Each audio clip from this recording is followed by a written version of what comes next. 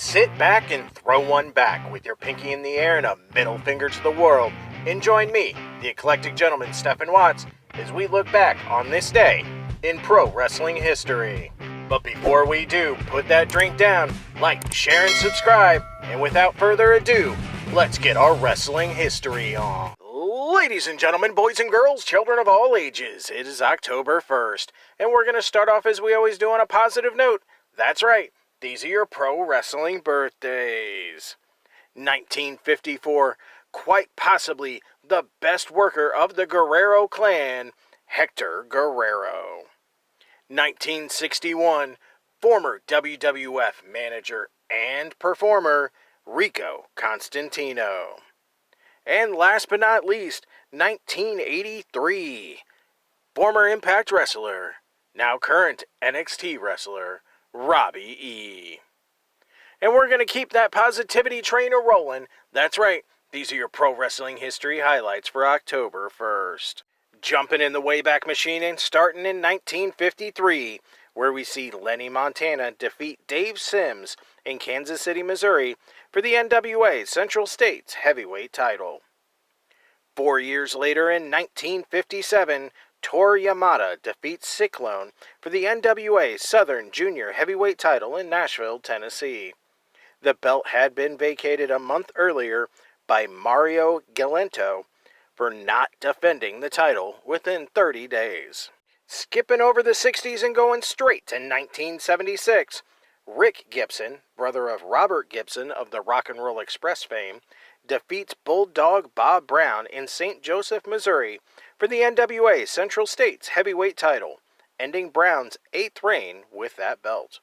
Grabbing my boombox and going to the 80s, 1985. In the biggest angle of his short career, Rick McGraw appeared on Piper's Pit during a WWF television taping in Poughkeepsie, New York. Questioning why Roddy Piper never wrestled on TV, this set up a match between the two at the next television taping later in October, with Roddy Piper pinning McGraw after a vicious series of neckbreakers, and McGraw was taken out on a stretcher. McGraw then died on November 1st, the same weekend that the Piper match aired in most television markets. 4 years later in 1989, the Destruction Crew defeats Greg Gagne and Paul Diamond for the AWA Tag Team titles. Grabbing my flannel and going to the decade of grunge, 1992. Kerry Von Erich is sentenced on 6 felony counts of prescription forgery.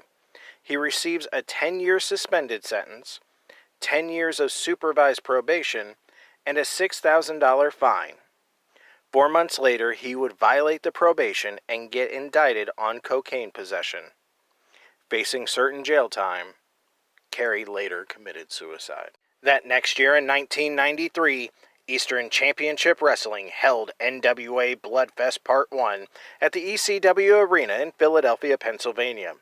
It would be the first show featuring Paul Heyman as the booker.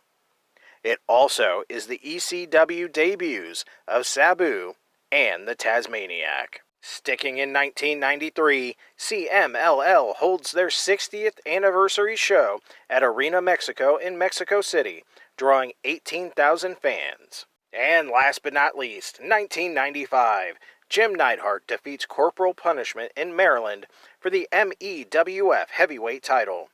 On the same card, Chad Austin defeats Raven for the MEWF Mid-Atlantic title. Those were your super short but sweet pro wrestling history highlights for October 1st.